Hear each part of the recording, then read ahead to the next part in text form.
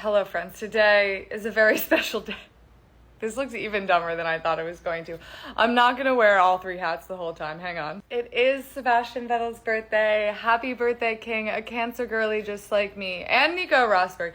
That is a fact that I don't think is a coincidence, that we're all Cancers. I think about it a lot. I don't even have my necklace out. Gotta have my 5 necklace completely on display because to honor Sebastian Vettel's birthday, I am gonna be taking us all back in time to one of the most iconic weekends, Monaco 2010. Seb did come in second. He didn't even win this weekend. This is less about what happens on track. Well, that's important too. But this sets the stage for the whole Red Bull, Mark and Seb dynamic. Truly the foundation. First up, before the race, before qualifying even started, Sebastian Vettel convinces Mark to buy matching Porsche 911s with him. And by convinces, I'm going to let you watch the video, but there really wasn't much resistance on Mark's end. And then after qualifying, even though Mark beat Seb in qualifying that year, he was like, do you still want to buy matching Porsches with me? And Seb said yes. But at the Monte Carlo Grand Prix 2010, I was sitting with Sebastian Vettel and we were looking at the new 997 GT2 RS. He said, shit, we need to buy one of those, you know. And I said, yeah, we need both of us. So I think that night at Monaco, after qualifying, I didn't out-qualify Seb often, but that day, I kicked his ass. I was on pole position and he was not qualifying that well. And I said, you're still going to buy the 911? He said, yeah, we should buy it. So he got a black one, I got a white one. So I love that we have the tidbit of information that Mark got the white one and Seb got the black one. This was honestly stunning to me. It's just typically white cars are like... And Seb's clearly, everything goes smoothly during the race. Mark wins, Seb gets second. It's a 1-2 for the team. Huge. They're still like kind of a new team at this point. And everyone is very happy. As you'll see throughout these pictures, Seb seems very happy for him. Just two bros who are going to drive home later in their matching Porsche.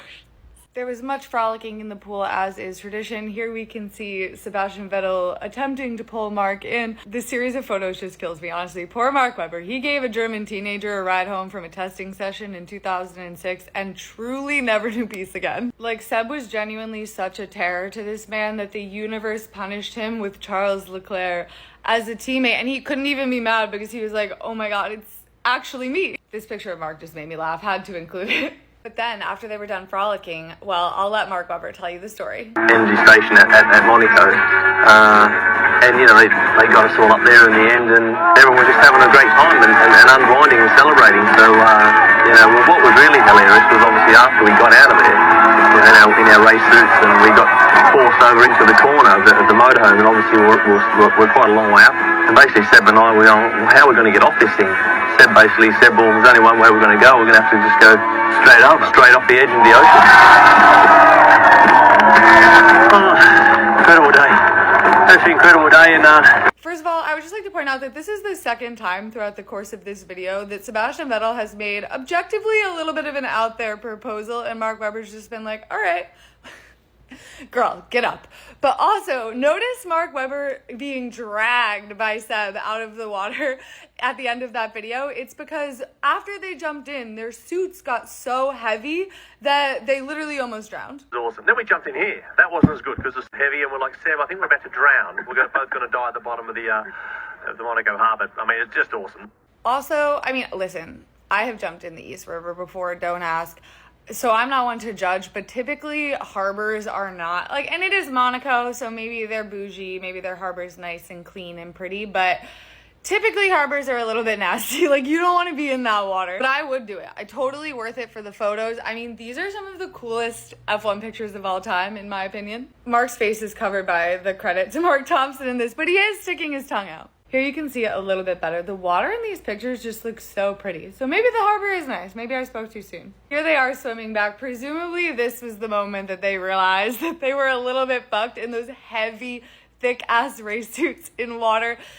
If you have never swam fully clothed before, I wouldn't recommend attempting it without like lifeguard supervision because it is much harder than swimming in a bathing suit. But yeah, as you can tell, they got along really well. This weekend set the tone for the rest of their relationship and everybody lived happily ever after the end. I'm joking. One of the funniest parts about this weekend is that it occurs right before Turkey 2010, which is kind of where it all fell apart. There was an unfortunate racing incident, and who are we to say? who was at fault, truly. But Mark Webber and everyone else on the face. But listen, do we want to listen to Mark? It was a racing incident. It was deemed a racing incident. But anyway, Red Bull decided they were going to stay neutral. Mark was really pissed about it. But it's like, what do they want them to do? Like, come out and be like, actually, fuck Sebastian Vettel. Like, you're that mad over a statement. Like, what's he going to get punished by the team? Do you want to spank him, Mark? Like, what are you looking for here? But regardless, Mark was pissed that Red Bull didn't, like, flagellate Sebastian Vettel publicly for crashing into him. And, yeah, the tone was not the same after that one.